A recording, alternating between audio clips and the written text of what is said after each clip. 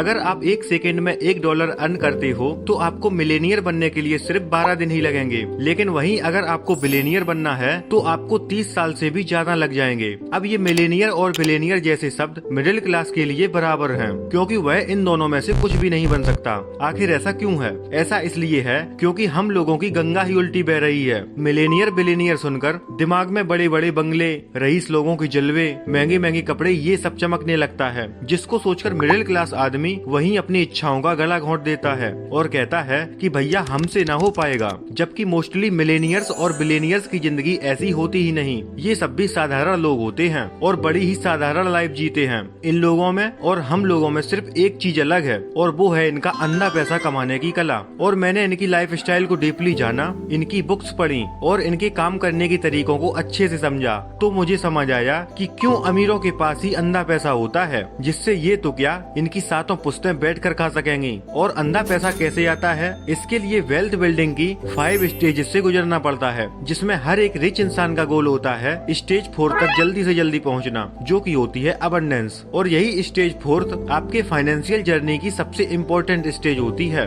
जिसके बारे में हम आगे वीडियो में जानने वाले हैं। अब एक साधारण सी नौकरी करने वाला इंसान जो रोज सुबह उठकर एक ही रूटीन फॉलो करता है, वो कभी भी वेल्थ बिल्डिंग की स्टेजों को सही से नहीं जान पाता। स्टेज 1 से स्टेज 4 क्या होती है, कैसे पहुंचना होता है, उसे पता ही नहीं है। वो सोचता है पैसा तो अच्छा खासा कमा रहा हूँ, घर भी अच्छा खासा चल रहा है, एफडी में इन्वेस्ट भी कर रहा हूँ और 10 साल हो भी गए, पर अभी भी मैं अमीर क्यों नहीं बन पाया? क्योंकि भैया हमारा फाउंडेशन ही गलत है। और यहीं पर आती है हमारी वेल्थ बिल्डिंग की first stage, stage number 1, foundation यानी अर्न मनी। दरअसल हमारे स्कूल और कॉलेज सिस्टम में कुछ ऐसे लूप होल्स हो गए हैं जो एक बच्चे को सही गाइडेंस तो देते हैं, ट्रेनिंग भी देते हैं, पर सिर्फ एक नौकरी तक की। बट उसके बाद क्या, किसी को नहीं पता। फिर उन 18-20 साल के बच्चों को लगता है कि बस सिर्फ जॉब करूंगा, 14-15 घंटे काम करूंगा और बस 5 साल के अंदर अंदर अमीर बन जाऊंगा। अरे भाई, पहले अपनी फाउंडेशन तो ठीक कर लो, यानी पैसा कैसे कमाना है, कहाँ से कमाना है, ये तो सीख लो। और फैक्ट बात ये है कि 14-15 घंटे काम करके, नौकरी करके 5 साल तो क्या अगले 50 सालों में भी अमीर नहीं बन पाओगे। इसलिए learn to earn money the right way, यानी focus on building skills which can create you a passive income. जी हाँ, पैसिव इनकम। आपको सबसे पहले एक ऐसी स्किल के बारे में सीखना चाहिए जिसकी मदद से आप पैसिव इनकम जनरेट कर पाओ। बेसिकली इनकम 2 तरह की होती है, नंबर 1 एक्टिव इनकम और number 2 passive income. Active income जिसमें आपको एक्टिव होकर टाइम खर्च करके इनकम जनरेट करना होता है, जैसे कि आपकी जॉब या कोई ऐसा काम जिसमें आप जब तक काम करते रहोगे तभी तक वहाँ से पैसा आता रहेगा, और जैसे ही आप काम करना बंद कर दोगे आपकी इनकम भी बंद हो जाएगी। दूसरी होती है पैसिव इनकम, जिसमें आप अपनी सैलरी से या स्किल की मदद से बैठे बैठाए पैसा कमाते हो, वो भी बिना किसी स्ट्रेस के, जैसे कि रियल एस्टेट से रेंटल इनकम, स्टॉक मार्केट से डिविडेंड इनकम और बिजनेस से ग्रोथ इनकम। फर्स्ट स्टेज में लोग यही गलती करते हैं कि पहले दिन से ही अमीर बनने की कोशिश में लग जाते हैं। सैलरी आते ही बिना किसी प्लानिंग के हर जगह पैसे इन्वेस्ट कर देते हैं,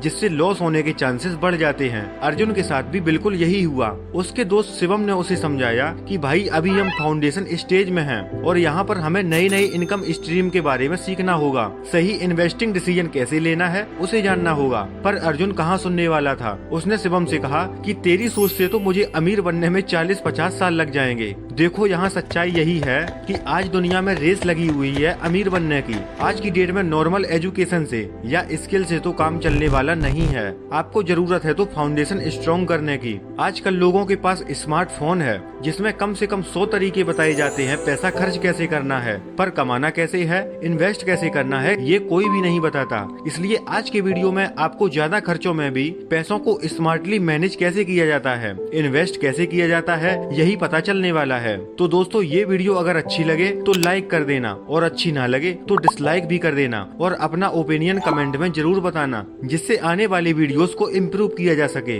और अब आती है स्टेज नंबर 2, स्टेबिलिटी यानी सेव मनी। स्टेज फर्स्ट अगर फाउंडेशन है तो स्टेज 2 में आपको स्टेबिलिटी सीखनी होगी, यानी कमाए हुए पैसों को कैसे रखें। ज्यादातर लोग पैसा तो खूब कमाते हैं पर सैलरी के आते ही उसे खर्च करने में लग जाते हैं और फिर बाद में उनके पास कुछ बचता ही नहीं। इसलिए आपके आपके पास अपने करियर की शुरुआत से ही एक स्ट्रॉन्ग सेविंग प्लान होना चाहिए। जैसे एग्जाम्पल के लिए मान लीजिए आपकी मंथली सैलरी 30,000 है, तो आपको कोशिश करनी चाहिए कि कम से कम आपको 20% सेव करना चाहिए, जो कि होगा अराउंड 6,000 रूपए, और 80% यानी 24,000 रूपए में आप rent, electricity bill, internet bill, grocery इन सबको निपटाओ, और ये 6,000 रूपए ही आपको स्टेबिलिटी प्रोवाइड करेंगे। जब आपके पास 5 से 6 महीने का कैश इकट्ठा हो जाएगा, जिसे आप इमरजेंसी फंड भी कह सकते हो। फॉर एग्जाम्पल, अगर आपको घर चलाने में पूरे 22,000 रूपए खर्च हो जाते हैं, तो आपके पास 22,000 इंटू 5 टोटल 1,10,000 रूपए आपको इमरजेंसी फंड के रूप में रेडी रखना चाहिए,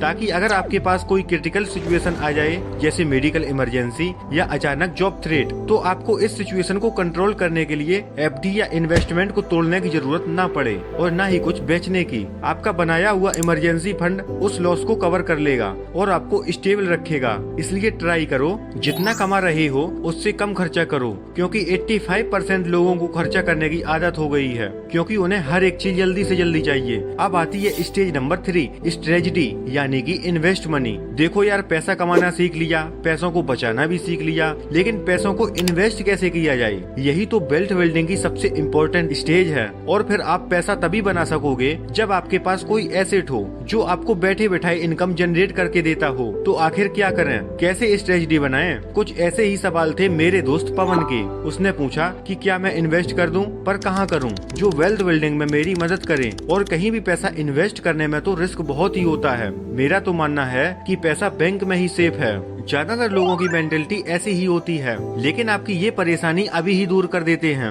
अगर आपको लगता है कि बैंक में आपका पैसा सेफ है और वो पैसा आपको एक दिन अमीर बना देगा, तो भाई इस गलतफहमी से बाहर आओ। सेविंग और इमरजेंसी विथड्रॉ के लिए बैंक बेस्ट है, मगर आपको वेल्थ क्रिएट करनी है तो आपको अपना पैसा स्टॉक्स में, इंडेक्स फंड में, म्यूचुअल फंड में, रियल एस्टेट या फिर किसी स्मॉल बिजनेस में इन्वेस्ट करना ही पड़ेगा। जैसे कि आप किसी प्रॉपर्टी को ओन करके उसको रेंट आउट कर सकते हो और स्ट्रॉन्गली मंथली इनकम का सोर्स बना सकते हो। प्लस में टाइम के साथ साथ प्रॉपर्टी की रेट भी ग्रो होते चले जाएंगे। सेकंड है स्मॉल बिजनेस, जो आपके लिए एक अच्छी स्ट्रेटजी साबित हो सकती है, जैसे कि ऑनलाइन बिजनेस करना, मार्केटिंग करना या फ्रीलांसिंग। इन सब में मुझे सबसे अच्छा लगता है वो है ड्रॉप शिपिंग बिजनेस, जिसमें आप एज ए एजेंट काम करके हर प्रोडक्ट पर अच्छा खासा कमीशन चार्ज कर सकते हो। अब बात आती है स्टॉक्स, म्यूचुअल फंड या इंडेक्स फंड की। तो देखो यार, हमारा गोल है अबंडेंस तक पहुंचने का, तो उसके लिए ये दो इन्वेस्टमेंट सबसे इम्पोर्टेंट हैं, क्योंकि बिजनेस और रियल एस्टेट काफी कॉस्टली हैं। मिडिल क्लास इंसान अपनी इनिशियल स्टेज में ये सब सोचता भी नहीं, इसलिए स्टॉक्स या इंडेक्स फंड बेस्ट ऑप्शन है।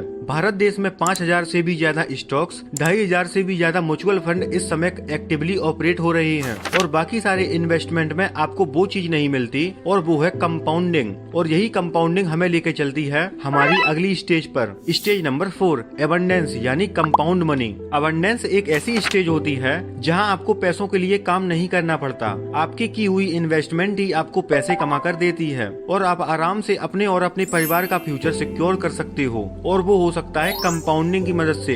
कुमार, जो अपने ऑफिस में सबसे जूनियर था, उसका भी यही मानना था। राहुल, वरुण और कुमार तीनों ने एक साथ ऑफिस ज्वाइन किया था। कुमार शुरू से ही सोचता था कि जल्दी से जल्दी इंडेक्स फंड में इन्वेस्ट करें, क्योंकि उसे पता था कि कंपाउंडिंग एक ही मात्र ऐसा जरिया है जिससे कम उम्र में अमीर बना जा सकता है। परंतु राहुल और वरुण उसकी बात से सहमत नहीं हुए। उनका मानना था कि अगर हम इन्वेस्ट करेंगे तो हमारे पास पैसे ही नहीं बचेंगे, और इन्वेस्टिंग में तो बहुत ही रिस्क होता है, कब पैसे डूब जाएं पता नहीं चलेगा। पर कुमार ने डिसाइड किया कि वह अपनी 40,000 की सैलरी में से 20% यानी कि 8,000 रूपए इंडेक्स फंड में इन्वेस्ट करेगा, और हर साल 10% से स्टेप अप भी करेगा। अब 22 की उम्र में कुमार ने हर महीने 8,000 रूपए इंडेक्स फंड में इन्वेस्ट करना शुरू कर दिया। अब इस चार्ट को देखो, कुमार ने हर महीने 8,000 रूपए इन्वेस्टमेंट करना स्टार्ट किया, जहां उसे एनुअली 13% का रिटर्न मिल रहा है, और वो 10% का हर साल स्टेप अप भी कर रहा है। तो 50 साल की उम्र में कुमार की टोटल वेल्थ हो जाएगी 6 करोड़ 21 लाख रुपए। और यही होती है कंपाउंडिंग की असली पावर,